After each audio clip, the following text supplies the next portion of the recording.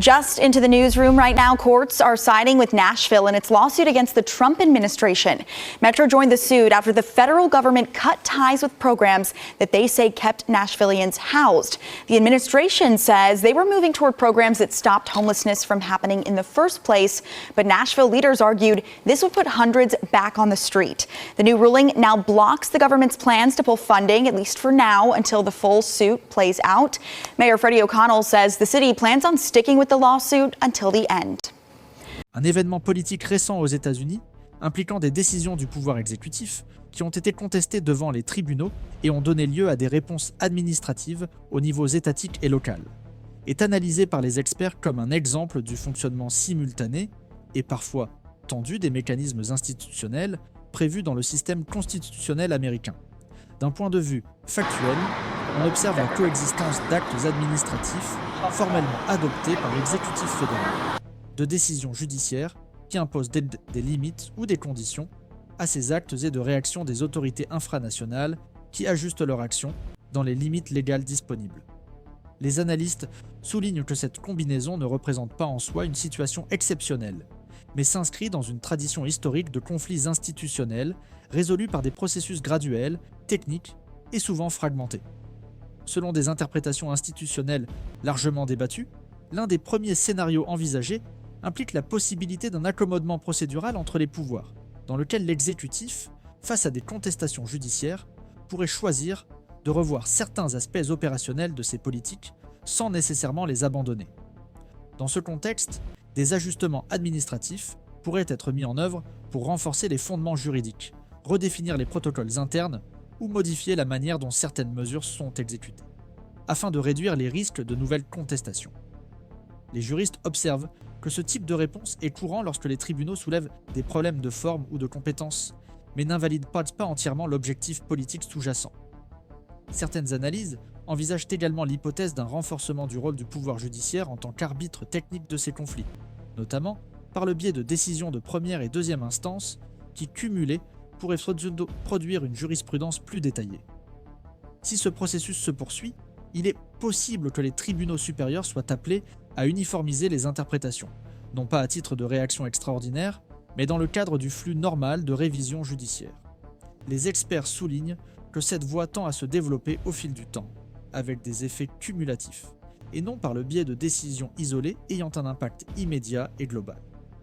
Dans le domaine législatif, les analystes estiment que le Congrès pourrait, dans certaines circonstances, être amené à discuter d'ajustements normatifs, en particulier si la controverse révèle des ambiguïtés juridiques récurrentes.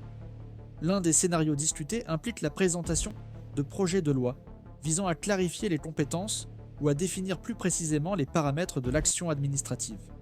Toutefois, les spécialistes du processus législatif soulignent que ce type d'initiative dépend de multiples facteurs politiques, notamment les priorités de l'agenda parlementaire, la composition des commissions concernées et la disposition à mener des négociations techniques sur des sujets sensibles. Ce qui rend cette voie possible, mais pas automatique. La dynamique fédérative occupe également une place centrale dans les analyses. Selon les interprétations académiques, les gouverneurs et les autorités étatiques peuvent adopter diverses stratégies face à des politiques fédérales contestées, allant d'une coopération totale à une application plus restrictive, toujours dans les limites constitutionnelles. Ce comportement est considéré moins comme une confrontation directe que comme l'exercice de l'autonomie administrative prévue dans le modèle fédéraliste. Dans des expériences antérieures, cette diversité de réponses a entraîné des variations régionales dans la mise en œuvre des politiques fédérales, créant un scénario temporairement hétérogène qui tend à être stabilisé par des décisions judiciaires ou des orientations administratives ultérieures. Un autre aspect important concerne le fonctionnement interne des agences fédérales concernées. Les analystes administratifs soulignent que, dans des contextes de contrôle juridique accru, ces institutions renforcent souvent les mécanismes de contrôle interne, élargissent par la participation des services juridiques à l'élaboration des politiques et révisent les chaînes décisionnelles. Ce type d'ajustement est interprété comme faisant partie de l'apprentissage institutionnel et de l'adaptation bureaucratique, et non comme un signe de dysfonctionnement. Au contraire, cela peut indiquer un effort pour aligner l'action administrative sur les interprétations juridiques émergentes. À un niveau plus large de gouvernance, les experts observent que des épisodes comme celui-ci ont tendance à stimuler les débats doctrinaux sur la séparation des pouvoirs, les limites de l'autorité exécutive et l'étendue de la délégation législative. Bien que ces débats aient principalement lieu dans les milieux universitaires et juridiques, leurs effets peuvent se refléter, au fil du temps, dans des décisions judiciaires et des réformes administratives ponctuelles. Ce processus est généralement progressif, son impact n'étant perceptible que après la consolidation de précédents et de pratiques répétées. Les analystes envisagent également la possibilité que des facteurs politiques externes aux institutions formelles influencent le rythme et l'orientation de ces ajustements, même de manière indirecte. Les sondages d'opinion, les positions des partis et les cycles électoraux peuvent affecter la volonté des acteurs politiques de maintenir ou de réviser certaines politiques. Toutefois, il convient de souligner que ces éléments n'ont pas d'effet automatique sur les décisions judiciaires ou administratives, fonctionnant davantage comme un contexte que comme des déterminants directs. En résumé, les scénarios discutés par les experts indiquent un processus d'adaptation institutionnelle progressive, dans lequel les décisions exécutives, les interprétations judiciaires et les réponses législatives s'ajustent mutuellement au fil du temps. Il ne s'agit pas d'un cheminement linéaire prévisible, mais d'une dynamique ouverte, marquée par des révisions techniques, des négociations procédurales et la construction progressive d'accords. Selon cette interprétation, l'issue reste conditionnée par l'interaction continue entre les pouvoirs et le développement des processus formels en cours, sans présupposer de résultats définitifs ou de conclusions fermes. À partir de l'évolution initiale de ce contexte institutionnel, les analystes commencent à envisager des scénarios à moyen terme qui impliquent non seulement une réponse immédiate aux événements récents, mais aussi leurs effets indirects sur les pratiques administratives, les relations entre les pouvoirs et les normes de gouvernance. L'une des voies souvent discutées est celle de la normalisation progressive, dans laquelle la controverse perdrait de son intensité à mesure que des décisions judiciaires successives et des orientations administratives plus détaillées offriraient une plus grande prévisibilité juridique. Dans ce scénario, les politiques fédérales continueraient d'être mises en œuvre, mais selon des paramètres plus clairement définis, avec moins de marge pour des interprétations divergentes entre les différents niveaux de l'État. Les juristes estiment que si des litiges similaires continuent d'être portés devant les tribunaux, un ensemble plus solide de précédents pourrait se former, capable de guider l'action de l'exécutif de manière plus cohérente. Ce processus ne dépendrait pas d'une seule décision de grande envergure, mais de l'accumulation progressive de jugements, qui ensemble traceraient des limites opérationnelles plus claires. Dans les analyses préliminaires, ce type d'évolution jurisprudentielle est considéré comme un mécanisme classique du système juridique américain, dans lequel la stabilité normative se construit au fil du temps, à partir de la répétition et de la consolidation des interprétations. Un autre scénario envisagé implique l'intensification de la supervision administrative interne au sein même de l'exécutif. Les analystes observent que, face à un risque accru de contestation juridique, les agences fédérales pourraient adopter des positions plus prudentes en renforçant les procédures de révision, de documentation et de conformité normative. Cela pourrait se traduire par des processus décisionnels plus longs et plus détaillés, avec une plus grande participation des conseillers juridiques et des instances de contrôle. Bien que cette dynamique puisse ralentir la mise en œuvre des politiques, les experts soulignent qu'elle tend à renforcer la sécurité institutionnelle et à réduire les vulnérabilités juridiques à moyen terme. Au sein du Congrès, les experts envisagent la possibilité d'un renforcement des activités de contrôle, même en l'absence de changements législatifs immédiats. Les audiences, les rapports et les demandes formelles d'information peuvent servir d'instruments de pression institutionnelle modérés, encourageant une plus grande transparence et des ajustements procéduraux de la part de l'exécutif. Même en l'absence de consensus pour adopter de nouvelles lois, ce type d'action parlementaire peut influencer les comportements administratifs et signaler les attentes institutionnelles concernant la conduite de certaines politiques. Les relations entre le gouvernement fédéral et les États sont également analysées dans une perspective à moyen terme.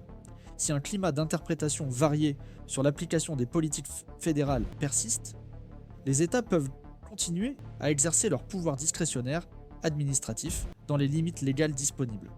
Les analystes soulignent que cela peut donner lieu à des accords de coopération spécifiques, à des accords informels ou même à des litiges judiciaires ponctuels entre les différents niveaux de gouvernement. Ce processus, bien que complexe, est considéré comme faisant partie du fonctionnement normal du fédéralisme américain, dans lequel les tensions sont souvent apaisées par des négociations et des décisions judiciaires progressives.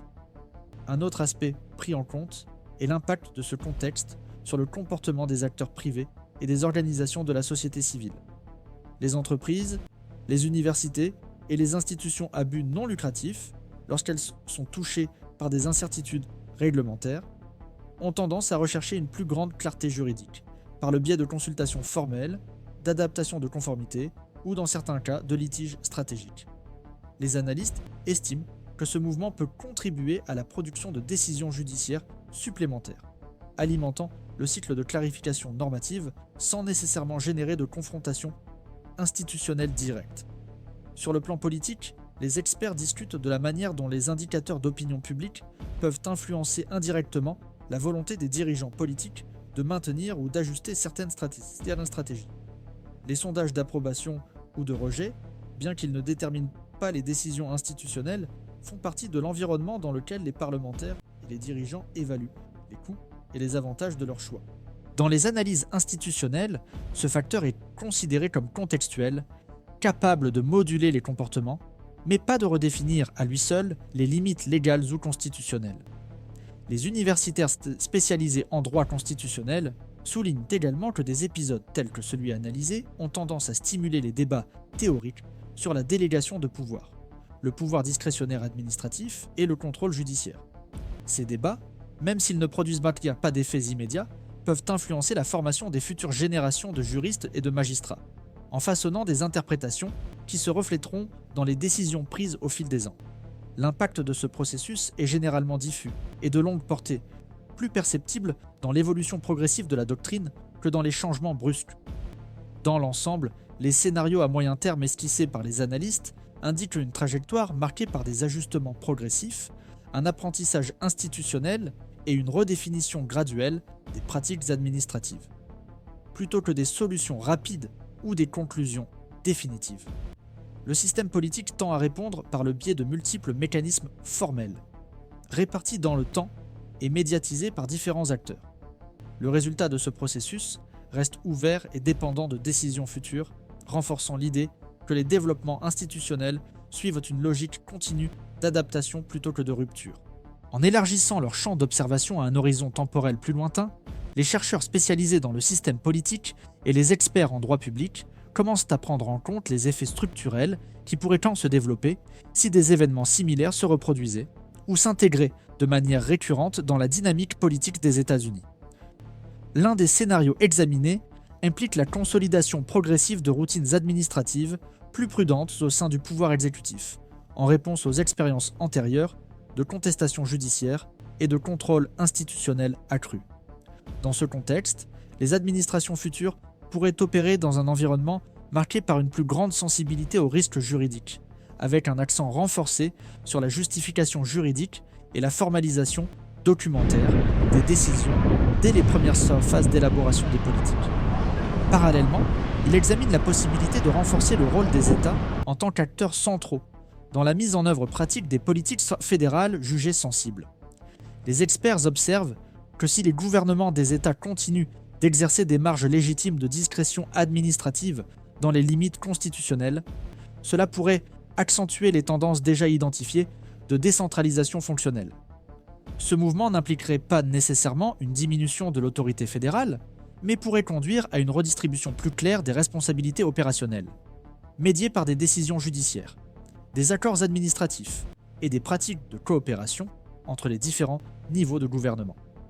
Dans les études comparatives, ce type d'arrangement est généralement interprété comme une adaptation typique des systèmes fédéraux complexes, face à des tensions récurrentes. Au niveau du pouvoir judiciaire, les juristes considèrent comme plausible l'évolution progressive de paramètres plus spécifiques pour l'évaluation des actes de l'exécutif dans des domaines touchant aux droits individuels, à la sécurité intérieure ou à la coordination intergouvernementale. Ces paramètres peuvent s'exprimer par des tests juridiques plus détaillés liés à la proportionnalité des mesures adoptées, à la délimitation adéquate des compétences et au respect rigoureux de la procédure légale. Une fois consolidés par des décisions répétées, ces critères tendent à orienter les jugements futurs, contribuant ainsi à une plus grande prévisibilité et à une plus grande stabilité institutionnelle. Les experts soulignent que ce type de maturation jurisprudentielle résulte rarement d'un seul épisode isolé, mais plutôt de l'accumulation constante de décisions au fil du temps. Du point de vue du pouvoir législatif, certains analystes explorent l'hypothèse selon laquelle le Congrès pourrait rechercher une plus grande précision normative, dans les domaines où des conflits récurrents révèlent des niveaux élevés d'ambiguïté juridique. Cet effort pourrait se traduire tant par l'élaboration d'une législation plus détaillée que par le renforcement des mécanismes de contrôle administratif. Néanmoins, les recherches sur le comportement législatif indiquent que les progrès dans ce sens dépendent d'incitations politiques spécifiques et de l'ouverture de fenêtres d'opportunités qui ne se présentent pas toujours, ce qui rend ce scénario possible, mais conditionné par des facteurs externes aux conflits institutionnels analysés. Les répercussions administratives à long terme comprennent également des changements potentiels dans la culture organisationnelle des agences fédérales. Les analyses institutionnelles soulignent la possibilité d'une plus grande intégration entre les domaines techniques et les secteurs juridiques, avec des processus décisionnels plus collégiaux et une plus grande importance accordée à l'évaluation préalable des impacts juridiques avant la mise en œuvre des politiques publiques. Bien que des ajustements de ce type puissent réduire la flexibilité administrative dans certaines circonstances, les experts affirment qu'ils tendent à renforcer la résilience institutionnelle et la capacité de réponse face à des défis juridiques complexes. Un autre aspect souvent pris en compte concerne les effets cumulatifs de ces conflits institutionnels sur la formation, l'attraction et la rétention du personnel technique dans la fonction publique. Si certains domaines d'activité deviennent associés à des conflits juridiques et politiques constants, cela peut influencer les décisions de carrière, les stratégies de recrutement et l'adoption de mécanismes supplémentaires de protection institutionnelle pour les fonctionnaires. Cet impact, bien que moins visible à court terme, peut avoir des conséquences importantes sur la capacité de l'État à formuler et à mettre en œuvre des politiques publiques de manière cohérente dans le temps. Dans le domaine de la gouvernance démocratique, les chercheurs soulignent que la répétition des conflits institutionnels tend à renforcer la centralité des procédures formelles comme source de légitimité, au lieu de décisions fondées principalement sur l'autorité politique ou sur des perceptions immédiates d'urgence. L'exigence d'un soutien juridique, d'une conformité procédurale et de justifications techniques solides prend de l'importance. Ce changement n'élimine pas les conflits, mais redéfinit les termes dans lesquels ils sont traités, en transférant l'attention vers des arènes institutionnelles et juridiques plus structurées. Les analystes discutent également de la manière dont l'expérience accumulée de ces confrontations peut influencer les interprétations futures de la séparation des pouvoirs et des limites de l'autorité exécutive. Au fil du temps, les décisions judiciaires, les débats législatifs et les pratiques administratives peuvent contribuer à une compréhension plus fine de ces frontières, même si ce n'est que de manière progressive. Ce processus est souvent interprété comme faisant partie de l'évolution continue du constitutionnalisme américain, caractérisé par des ajustements progressifs en réponse à des défis émergents. En résumé, les scénarios à long terme envisagés par les experts suggèrent que les événements récents peuvent servir de catalyseur à des adaptations institutionnelles progressives, sans indiquer de résultats définitifs ou prévisibles. Les implications possibles s'étendent à de multiples dimensions, notamment les pratiques administratives, les relations fédératives, le développement jurisprudentiel et les transformations de la culture organisationnelle. Le résultat de ce processus reste ouvert et dépend de l'interaction continue entre le pouvoir exécutif, le pouvoir législatif et le pouvoir judiciaire, ainsi que de l'évolution du contexte politique et social. Cette perspective renforce l'idée que le système institutionnel américain tend à absorber les tensions par le biais de mécanismes d'adaptation progressifs, préservant ainsi un équilibre dynamique construit au fil du temps, plutôt que de recourir à des ruptures abruptes ou à des solutions définitives.